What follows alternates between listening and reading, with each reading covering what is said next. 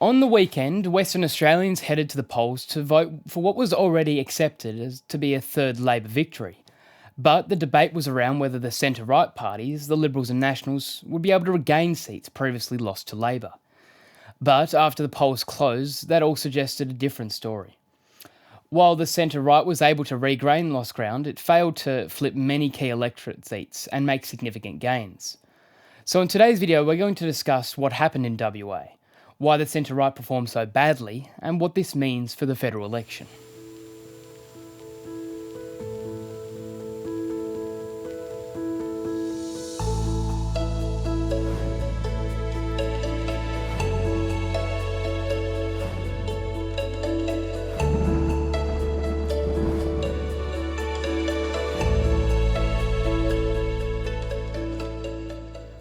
So, as of Saturday, the Western Australian Labor Party was able to secure a third term in government on a campaign of doing what's right for WA. Despite losing 12 seats in the Legislative Assembly, they still comfortably won a very strong majority in the lower house, with 11 seats over the required 30 to govern. As of today, Premier Roger Cook expressed his gratitude to his predecessor Mark McGowan and committed to focusing on housing, health, and addressing the cost of living crisis. Despite the victory of Labor, the same could not be said for the Liberals or Nationals, who, despite gaining a 7.1% and 1.6% swing respectively, they could not materialise the anticipated 15 seats they wanted in the lower house. The Liberal Party only managed to secure 6 of the 59 lower house seats, while the Nationals locked in 4 seats, unseating them as the official opposition in WA. While Liberal leader Libby Matam has acknowledged the poor performance of the Liberal Party, there are likely to be leadership challenges in the future, and there's still a lot of questions that have been left unanswered of why the centre-right performed so badly. One of the biggest problems is that the Liberals and Nationals face this election was that the WA Labor government has been extremely popular. This is primarily due to the legacy of then Premier Mark McGowan, who was a favourite by WA voters, both before and after the COVID-19 pandemic, and has arguably left the state in good condition.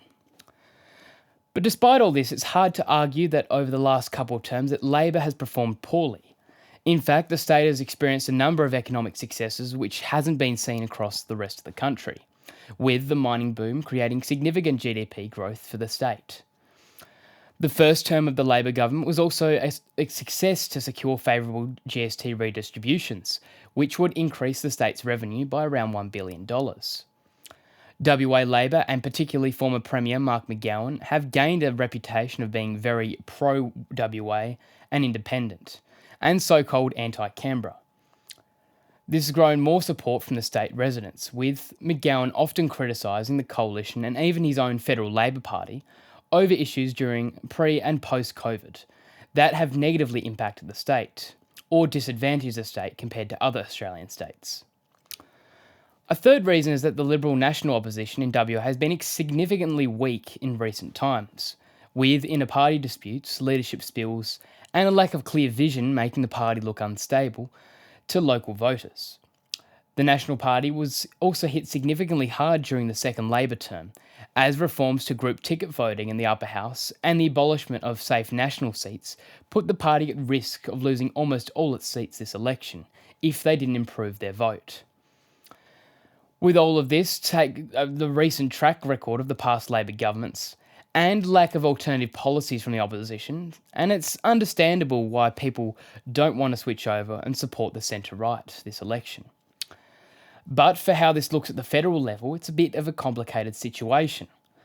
While WA is generally an indicator of who will be forming federal government, we're likely heading to a hung parliament where there's no clear winner projected as of yet. But the strong win from WA has been seen as a positive indicator for the Prime Minister regarding his prospects in the upcoming election, especially in regards to retaining key marginal Western Australian seats. This election also gives both the Coalition and Labor insight on what they need to do to obtain victory in the next election. Despite the overall success of Labor, they experienced an 11% statewide swing against them on the two-party preferred margin, particularly in outer suburb areas, suggesting potential voter vulnerabilities that need to be addressed before the federal election. As for the Coalition, this is pretty bad news for them.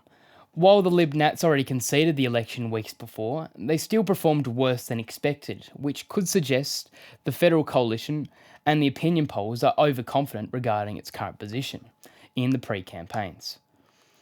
Also take into account the recent attack campaigns against coalition leader Peter Dutton regarding alleged insider trading, and it's understandable why public opinion may be shifting. The newly created seat of Bullwinkle is anticipated to be highly contested among Labor, Liberal and Nationals, indicating an area where federal strategies may need to be adjusted. In summary, the WA election results highlight the need for the Liberal and National parties to reassess and revitalise their strategies. For the Labor Party, while the victory is encouraging, addressing the noted swings against them in certain regions will be crucial in maintaining momentum in the forthcoming election. Thank you for watching this video. If you've enjoyed our content, consider subscribing and ringing the bell so you can keep in the loop regarding the important news stories from the world and around Australia. We're also pleased to announce our release of the 5th edition of the Snapshots newsletter. This edition highlights significant global headlines, as well as major news from Australia and beyond. You can access it down below in the link provided for free. Lastly, I'd like to thank our regular supporters and the team for making this video possible. Your support is crucial, and if you'd like to help, consider buying us a coffee, our merchandise, or purchasing a premium membership. Once again, I'm Heath Clark, thank you for watching, and I'll see you in the next video.